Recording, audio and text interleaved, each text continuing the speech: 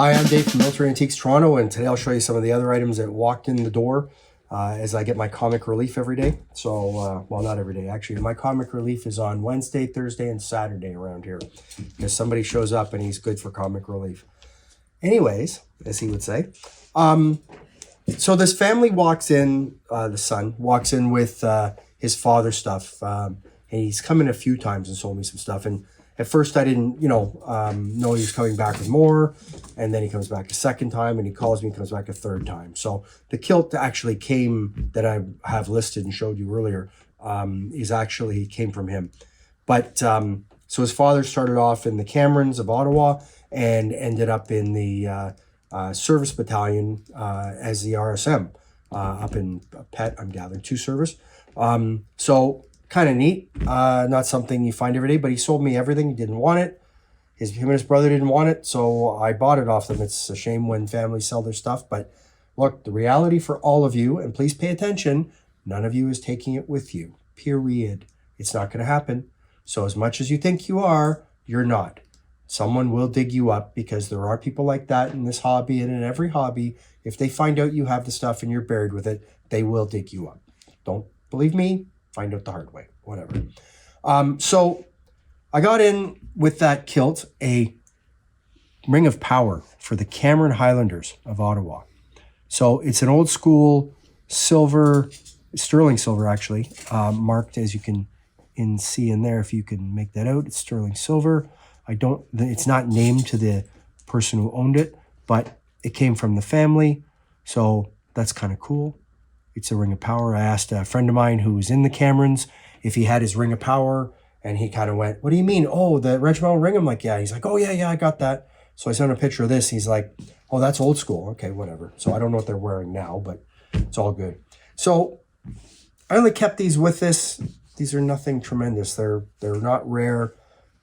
Let's see, this is the DEU, or this is garrison. This is pre-garrison. This is some old uniform we hated.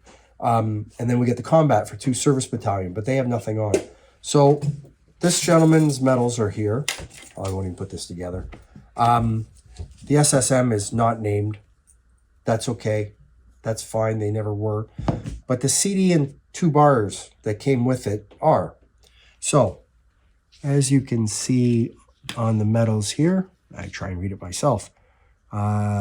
Sergeant Smet, S-M-E-T, is what's named on the CD here for 12 years of uncaught crime, along with 2 bars. So that's 12, 22, 32 years of uncaught crime. Good for him. I didn't know the guy, but that's okay. That's not relevant. All I'm saying is families sell stuff sometimes, and sometimes it ends up in the garbage. I know one of my employees had a CD, and I think he said either his girlfriend stole it or his wife threw it in the garbage, one or the other. Whatever. It happens. I've told him to get a replacement, but I don't think he cares enough. So there's that. So that'll get photoed and listed on the website, hopefully sooner than later. Actually, I think it is photoed. It'll be put up maybe tomorrow. So, and that ring of power is pretty cool. It's certainly been polished down, but it's still cool. Then we have this, it's not a military medal, but I bought it anyways. It looks like gold to me on the face. Northern Alberta, I can't even speak today. Time for a coffee, obviously. Northern Alberta Pioneers Old Timers Association. Fine, whatever, right? So it's got a ribbon on. I don't know how rare it is. Nothing special. I'm sure that's gold on the front. So whatever, right? But then we flip it over and it says Lieutenant Colonel W. Carstairs, Northwest Rebellion, 1885, 50th anniversary, Edmonton, July 16th, 1935. So supposedly this gentleman is well written up on the internet, being important, and he was at the Northwest Field Force, Northwest Rebellion, and was important during that. So that's kind of cool. It's not military issue per se, but you know what? It's named to him. I'm going to see if there's a regimental museum that this belongs to and reach out to them and see if they want to get it for them to put it on display. So I'll take care of that hopefully tomorrow if I get to it. Last but not least is an unusual group that walked in the door today. It's an OBE with a police long service. World War II service. It was someone stuck the pins in so they don't rattle around, fine, whatever. It was in a little glass case. So what's important, forget what's in my hand. What's important here, of course, is the one name medal. So at least you can prove that this is all one guy's stuff.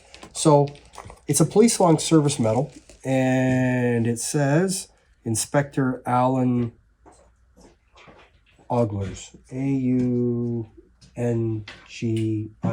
I had to read off the book in cursive upside down, don't you know? Anyways, what's important to me is, okay, great. It's a name long service police medal. Great. That's good. That gives provenance to the group. But the only reason I sort of truthfully bought this is because of, this is his diary. He kept a diary for his time of landing on D-Day and then kept going forward. Never mind the fact that he ended up being a inspector with the police. What's most important to me is this diary is just something you don't find. What someone's done is they went and transcribed everything, page by page, day by day, of what happened, where he was, and what he was doing. So June 6th, he's on a reading upside down. They left at 0400, left anchorage at 0400. Fine weather, first enemy experience, Straits of Dover, lost sight during evening, bedding down. June 7th, first light, arrived at Courseulles-sur-Mer and anchored at 0500 at Juno Beach. So this is pretty cool. Now, he's artillery. But this whole thing, that whole diary here, has been transcribed by somebody, not me, that's a copy, don't worry about it, it came with it, into this binder. So you can read all about his experiences on D-Day and on. And you put maps in there and everything. And then you get into his post-war, if I remember correctly. So he was a Lance Bombardier at the time, but then he stayed on. And what do we have in here? So his information about being in the police. And this is his officer's commission, I believe. Yes, it is. Elizabeth II. No, this is the Order of the British Empire for him. So this is his, signed by Elizabeth II, his issue of the Order of the British Empire. So that goes in here, just to protect it. I don't want to ruin it. And then in here, transmitting of the warrant. I'm not going to take it out. I don't want to ruin any of this stuff. Picture of him getting presented it in 1970 as an inspector with the Yorkshire Police, North Yorkshire Police.